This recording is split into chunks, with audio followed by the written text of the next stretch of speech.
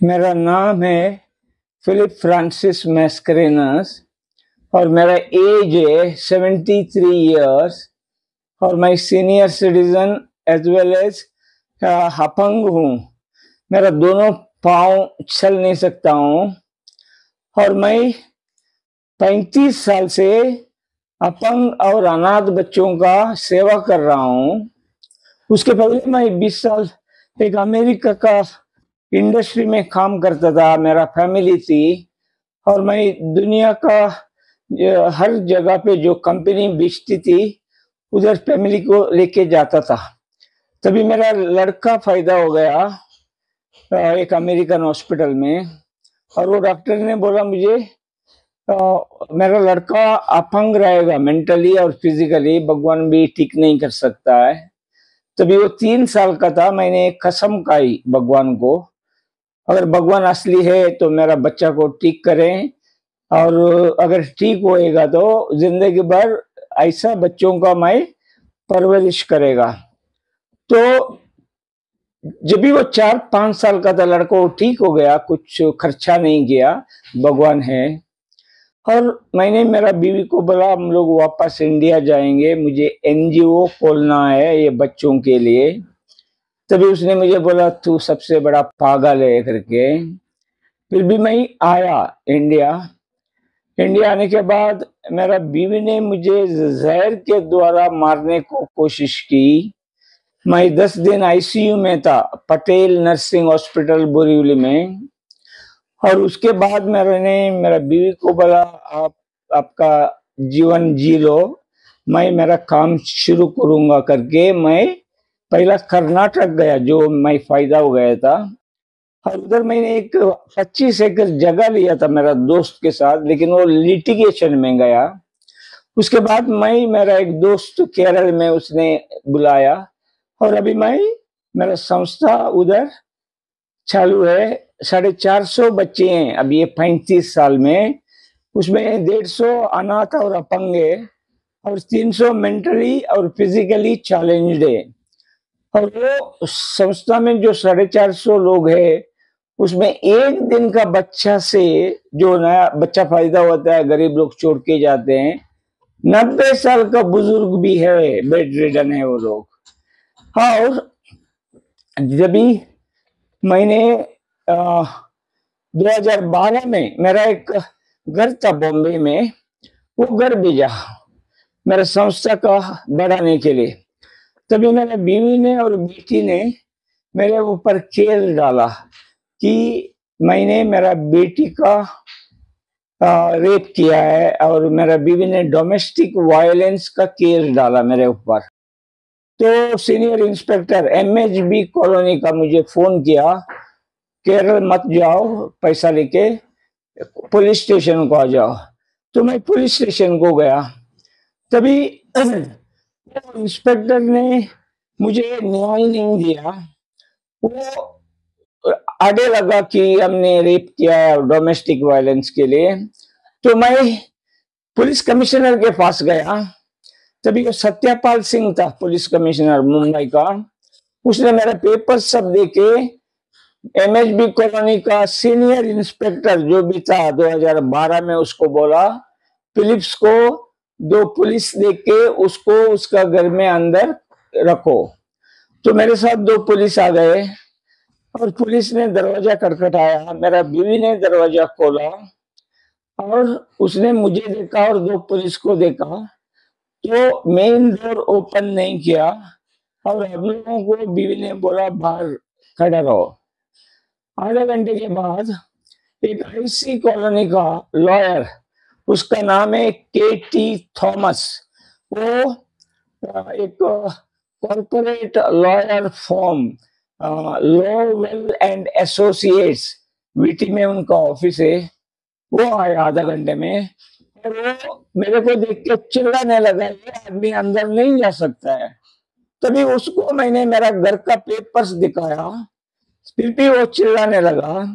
वही टाइम मेरे साथ जो 2 पुलिस थे उसका एक का फोन बज गया और वो पुलिस ने मुझे बोला हमको साहब ने वापस बुलाया है। तो हम लोग वापस स्टेशन को गया, पुलिस स्टेशन, और तभी वो सीनियर इंस्पेक्टर बोलता है, अगर तुमको तेरा जान प्यारी है तो चुप बैठो और छोड़ दो सब कुछ। तो मैं छोड़ा नहीं है, और वो केस कोर्ट को गया। और ये जो लॉयर ने इतना अत्याचार अन्याय किया है मेरे साथ, सब कुछ पॉलिटिशियन पुलिस पॉलिटिशियंस पुलिस और जुडिशियरी भी खरीद किया था, मुझे न्याय नहीं मिला।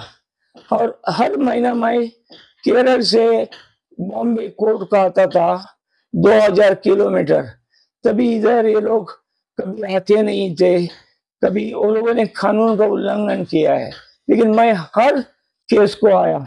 और ये 3 साल में टोटल 39 40 हियरिंग थी, हर 40 को आया, ये लोग नहीं आते थे। और जुडिशियरी भी मुझे सपोर्ट नहीं मिला, मगर तभी 3 साल के बाद जज चेंज हुआ, और जो नया जज आया उसने 2 दिन के अंदर मुझे पूछा कि मुझे क्या चाहिए। तो मैं मेरा बीवी और बेटी का लालच देख के वो जज को बोला, मुझे मेरा जो घर का हिस्सा है, मेरा बेटा मेंटली फिजिकली चैलेंज्ड है। मेरा बीवी ने कोर्ट में दाखिल किया सर्टिफिकेट, कुछ 96% मेंटली फिजिकली चैलेंज्ड करके। वो देख के मैं जज को बोला सेटलमेंट करेगा मैं मेरा नंतर, लेकिन मुझे मालूम पड़ा वो झूठा सर्टिफिकेट था। वो टाइम मेरा बेटा एक डॉक्टर के साथ पास काम करता था दिल्ली में, उसको पगार मिलता था, वो ठीक था, मुझे बेवकूफ बनाया। वो सर्टिफिकेट देख के मैंने मेरा हिस्सा बेटा को दिया। अभी 14 तारीख को 5 दिन पहले मेरी बीवी गुजर गई, तभी मैं आया, बॉम्बे आया था कुछ पहला, मैं उड़ीसा गया था 15 दिन पहले बच्चों को लाने को, अपने बच्चों को। तभी उड़ीसा से बच्चे लोगों को लेके आया था, तभी बॉम्बे में रुकता हूँ। तो 15 दिन से मैं बॉम्बे में हूँ। बॉम्बे में मुझे किधर भी रहने को जगह नहीं है। ये 15 दिन में मैं 12 दिन वीटी रेलवे स्टेशन में रहा। उधर वो पुलिस मुझे हमेशा बोलते थे तुम क्यों इधर रहता है, तो मैं मेरे संस्था का कार्ड दिखाता था और स्टेशन में मैं सोता था। बाद में 3 दिन से अभी एक मेरा एक पहचान का आदमी, वो उसने बोला मैं तुमको पैसा भेजता हूँ, तो कोई लॉज में रहो। तो अभी 3 दिन से लॉज में हूँ, लेकिन कल का मेरे को पैसा नहीं आया। कल मैं वसई रेलवे स्टेशन में सोया भी नहीं, बैठ गया पूरा रात। और मेरी पुलिस ने मुझे पूछा, तभी मैंने बताया मैं एक संस्था चलाता हूँ, केरल का ट्रेन के लिए मैं रुका हूँ, इतना अत्याचार हुआ है। और मेरी बेटी ने मुझे रेप केस भी डाला था पैसा का लालच में।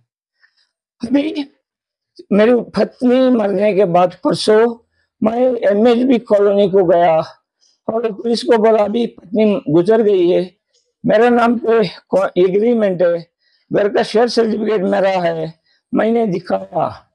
तो जो सीनियर इंस्पेक्टर मुझे रात को बात किया, मैंने मेरे साथ एक प्रेस रिपोर्टर था, वो पहचानता था। वो सीनियर इंस्पेक्टर ने बोला मुझे तुम्हारा बीवी मर गई है तो अभी तुम 100% ओनर हो घर का, और कल आओ बोला। दूसरे दिन सीनियर इंस्पेक्टर नहीं था उधर, दूसरा एक सीनियर इंस्पेक्टर है, उससे बात किया और उसने बोला कि वो सब इंस्पेक्टर से रिपोर्ट लिखो। लेकिन सब इंस्पेक्टर ने फोन करके मेरा बेटी को और बेटा को बुलाया, तो मेरा बेटा और बेटी वही लॉयर केटी थॉमस जो 12 साल पहले मुझे अन्याय किया था, वही आया मेरा बेटा और बेटी के साथ, और वो सीनियर इंस्पेक्टर से बात किया। उसके बाद मैं कंप्लेनेंट हूं, मेरा स्टेटमेंट लेना है। पुलिस ने मेरे बेटी का और बेटा का स्टेटमेंट लिया और मुझे बुलाया, तुम्हारा एड्रेस बताओ।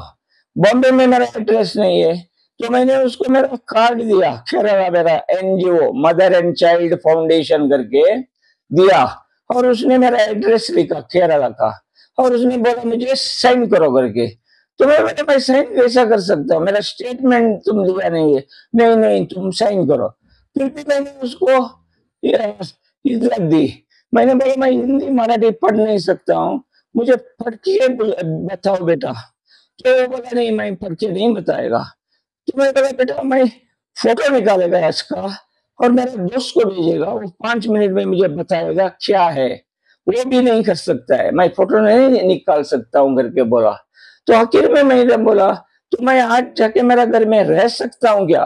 वो सीधा बोलता है नहीं तुमको कोर्ट जाके ऑर्डर लाना पड़ेगा। तभी मैं बोला मेरे साथ मेरे साथ मेरा एग्रीमेंट है, मेरा शेयर सर्टिफिकेट है, तो क्यों तुम ऐसा बात कर रहे हो? बोलता है नहीं नहीं तुम 15 साल किधर था बोलता है। तो मैंने बोला मेरा कार्ड में देखो 35 साल से मैं ये अनाथ और अपंग बच्चों का सेवा में हूँ, क्या बात कर रहा है तुम, घड़ी घड़ी पूछ रहा है। तो उसने बोला लिख लो। तो मैं नमस्कार, मेरा नाम मोहन कृष्णन, राष्ट्रीय भ्रष्टाचार एवं अपराध निवारक परिषद का मैं राष्ट्रीय अध्यक्ष हूँ। समाज में जो पीड़ित लोग हैं और समाज में जो भी बुराई होता है इसके खिलाफ निरंतर प्रयास करना, इनको रोकने की कोशिश हमारा हमेशा संस्था का एक उद्देश्य रहता है। संस्था 1987 से एक्टिव है और 2005 में हमने इसको चैरिटेबल ट्रस्ट करके रजिस्टर कराया। पहला सोसाइटी एक्ट में रजिस्टर्ड था। और हम लोग के पास लोग आते हैं जो हमारा वायरल वीडियोस रहते हैं, हमारा ट्विटर है, उसको देख के सोशल मीडिया के थ्रू जो भी इनको मालूम पड़ता है तो लोग हमारे पास आते हैं। इसी तरह से ये सीनियर सिटीजन जो है फिलिप फ्रांसिस मैस्केरिनस हमारे पास आए थे, कम से कम 15-20 दिन पहले आए थे। उन्होंने वो एक मिड डे के रिपोर्टर के थ्रू आए थे मेरे पास, और बोलते बोलते उन्होंने अपना सब प्रॉब्लम मुझे बताया। तो मैंने उनका डॉक्यूमेंट्स को चेक किया तो उसके अंदर उनके ऊपर एक डोमेस्टिक वायलेंस का केस फाइल हुआ था। और डोमेस्टिक वायलेंस के केस के अंदर एक पैराग्राफ ये था कि इसकी बेटी 12 साल में था तब उनको इसने रेप किया था। ऐसा डोमेस्टिक वायलेंस में एक पॉइंट डाल के प्रेशर बिल्टअप करने की कोशिश में वो एक फर्टाइल माइंड यूज किया वहाँ का एक एडवोकेट का। वो फर्टाइल माइंड यूज करने के बाद एडवोकेट ने वो पॉइंट डाल दिया। और जो लड़की जिसके बारे में बता रहा है, जब केस फाइल हुआ था वो लड़की का उम्र 35 साल का है और वो शादीशुदा है। तो ये इसने ऐसा प्रेशर डालने के लिए कि ये डोमेस्टिक वायलेंस करता है। और उसी टाइम में उनका एक एफिडेविट भी है कोर्ट में कि 16 साल से साथ में नहीं रहता है। 16 साल से मतलब ये काम पे रहता है, काम पर रहता है। तो अगर इस तरीके का है तो डोमेस्टिक वायलेंस कैसा हो गया? जब साथ में ही नहीं रहता डोमेस्टिक वायलेंस कहाँ से हो गया? इस बीच में औरत जाके वो बैंड्रा कोर्ट में जाके डिवोर्स का केस फाइल किया। तो कोर्ट ने उसको बोल दिया कि आप जो है ये प्रॉपर्टी की आड़ में कर रहे हैं, हम लोग आपको डिवोर्स देगा तो आपको प्रॉपर्टी का हक चला जाएगा। तो उसने तुरंत उधर से विड्रॉ कर दिया। और इधर डोमेस्टिक वायलेंस का उसने मतलब शॉर्ट एंड स्वीट जुडिशरी और पुलिस को कैसा यूटिलाइज करके कैसा दिमाग चलाता है और एक आदमी को अपना जो खुद का मेहनत किया प्रॉपर्टी से वंचित कर दिया। अभी ये सिचुएशन में कोर्ट भी उसमें थोड़ा बहुत जिम्मेदार है। कोर्ट इसको सुनवाई करते समय डोमेस्टिक वायलेंस के अंदर वो जो कोर्ट है उसने इनको धमकी दिया कि तुम्हारे पर पॉक्सो का केस लगेगा, तुम्हारे पर ये चार्ज है। जबकि पॉक्सो का है तो लड़की पुलिस स्टेशन में लेटर डालना चाहिए था, वो एक अलग प्रोसीजर रहता है, डीवी एक्ट के अंदर नहीं आता है वो सब चीज। तो उसको खाली प्रेशर बिल्टअप करने के लिए इसको अंदर जेल डालेगा ऐसा डरा के इसको एक एफिडेविट करवा लिया बोरेली कोर्ट में और सेटलमेंट डीड बनाया कि ये मेरा प्रॉपर्टी मुझे मैं मेरी खुशी से दे रहा हूँ, कि मेरा बेटे के लिए दे रहा हूँ। ऐसा उसने उस टाइम में बोला, मैं मेरा बेटा जो है डिसेबल्ड है उनको मैं दे रहा हूँ, बेटा उसका 90% चैलेंज मेंटली फिजिकली चैलेंज है। तो बाद में फिर इनको मालूम पड़ गया कि बेटे को कुछ प्रॉब्लम नहीं है, वो अपना प्रॉब्लम सॉल्व हो गया उनका और एक डॉक्टर के पास काम करता है। अभी ये पूरा वाकया जो सुनने के बाद इनसे लिखित रूप से लेटर लेने के बाद हमने पूरा इसका जांच बिठाया। एक जांच बिठाया उसमें उस टाइम में ये पालघर में रहते थे, विरार में किसी के घर में पेइंग गेस्ट करके रहता था डेली पे। तो उधर का पालघर का एसपी को सबको लिखा। उसके बाद 14 फरवरी को उनका जो वाइफ जो इनको हैरेस कर रहा था उनका देहांत हो गया हार्ट अटैक से। उसके बाद मैंने फिर इसके अंदर फिर से लेटर लिखा, जिसके अंदर अभी मैंने बोरीवली पुलिस स्टेशन को, क्योंकि बोरीवली में इनका जो प्रॉपर्टी एमएचबी के अंदर आता है, ये हमने फिर जांच बिठाई, डीसीपी जोन 11 को भी फॉरवर्ड किया और ऊपर के अधिकारी को दिया है। इसको मैं स्पेशली इसको पीएम पोर्टल में लाने के लिए मैं प्राइम मिनिस्टर को भी दिया है। एक सीनियर सिटीजन के साथ ये कैसा खेल हो रहा है। अभी उनका वाइफ एक्सपायर होने के बाद जो जॉइंट प्रॉपर्टी है, शेयर होल्डिंग इनका दोनों के नाम पे, तो जो डिजीज्ड है उसका नाम पे ऑटोमेटिकली इनको फ्लैट मिलना चाहिए। और इनका बच्चे लोग इनको ये जो दर दर के ठोकरे खा रहा है, कभी कुर्ला क्लोक रूम में रहता है, कभी वीटी रहता है, कभी बोरीवली रेलवे स्टेशन होता है। ये जो हालत है, इनके बच्चे लोग के ऊपर कानूनी कार्रवाई होना चाहिए।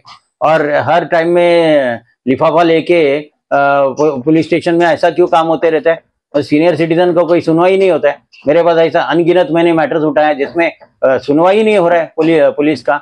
जो शिवानंदन डॉक्टर शिवानंदन डी शिवानंदन, जिसने ये उनके टाइम में एक जीआर डाला था हर पुलिस स्टेशन को कि सीनियर सिटीजन्स को सुनवाई होना चाहिए। सीनियर सिटीजन्स को आइडेंटिफाई करो एरिया के अंदर, आइडेंटिफाई करने के बाद उनके घर में जाओ, उनको पूछो उनको पानी वानी को जरूरत है या छोटा मोटा क्रोसिन या सर दर्द होता है तो उनको दवा ववा मुहैया कराओ। उसके अंदर छोटा सा एक डोनेशन बॉक्स रखो पुलिस स्टेशन के अंदर, और वो डोनेशन बॉक्स पब्लिक जो भी ऐसे अच्छे विचार के उन लोगों को डोनेशन बॉक्स में थोड़ा बहुत पैसा देंगे। लाखों रुपया नहीं लेना है, 1000 के आसपास में ही लेना है, और वो पैसा ऐसे लोगों को मुहैया कराओ। इसके पीछे उद्देश्य ये है कि जब पुलिस सीनियर सिटीजन के घर पे विजिट करता है तो जो एंटी सोशल एलिमेंट्स रहता है, जिनको मालूम है ये अकेला रहता है, उनके ऊपर टारगेट नहीं करेगा, ये बोलेगा इसके घर में पुलिस आना जाना। तो इस तरीके का जो सोच था वो शिवानंदन साहब के साथ में चला गया क्या? अभी का ऐसा कोई दिखता नहीं है डायरेक्टिव। सीनियर सिटीजन को 92 का भी डिंडोशी में हुआ था, 92 लेट उम्र का एक औरत को उनके बहू ने उसको गिरा के नीचे गिराया। वो औरत अभी अपाहिज जैसा स्थिति में उनके खुद के घर से उसको बाहर निकाला, और डिंडोशी पुलिस स्टेशन का एपीआई जो है उनको बुला रहा है। उसमें लिखा हुआ है आप पुलिस स्टेशन में 2 दिन के अंदर आओ, नहीं तो आपका मैटर को हम लोग ठंडे बक्से में डाल देगा। पुलिस सीनियर सिटीजन के घर जाना चाहिए, ये इनको मालूम नहीं है क्या? Ignorance of law is not an excuse. हमारे लिए एक्सक्यूज है, पुलिस के लिए नहीं है। पुलिस को कानून का नॉलेज रहना चाहिए। वो ऐसा बोल ही नहीं सकते कि हमको नहीं मालूम ऐसा कानून है करके। और ये सीनियर सिटीजन का जो सुनवाई है 6 महीने के अंदर खत्म होना चाहिए। ये तो 6 महीना नहीं, इतने साल से रगड़ रहा है, इसका शुरुआत ही नहीं हो, खत्म कैसा होएगा? ये परिस्थिति बड़ी गंभीर है। इनका मैं अभी पूरा साथ देके मैं आगे जाके इसमें मैं हाई कोर्ट का दरवाजा भी खटखटाऊंगा। मेरा एक एडवोकेट से बात हुआ है, उन्होंने बोला एश्योरेंस दिया, बोला आप पहला लिखा पढ़ी करो, फिर पुलिस उनका स्टेटमेंट नहीं रिकॉर्ड करेगा, मैं 202 का प्रोसीडिंग्स भी ट्राई करूंगा, बोरीवली कोर्ट से लेके आऊंगा ऑर्डर। मतलब पुलिस का 154 जो उनके अधिकार है सीआरपीसी का, उनका यूटिलिटी नहीं करता है 154। हमेशा आम आदमी को कोर्ट जाना पड़ेगा क्या हर चीज के लिए, न्याय के लिए? मतलब यूटिलिटी, अगर तुमको कोई स्टेटमेंट रिकॉर्ड करना है तो कोई पॉलिटिशियन ही फोन करेगा क्या? तभी आप स्टेटमेंट रिकॉर्ड करेंगे क्या? तो इस तरीके का जो चल रहा है ये गलत है। इसका हम लोग इनका तो मैं पूरा साथ दूंगा, इनको न्याय दिला कर रहूंगा।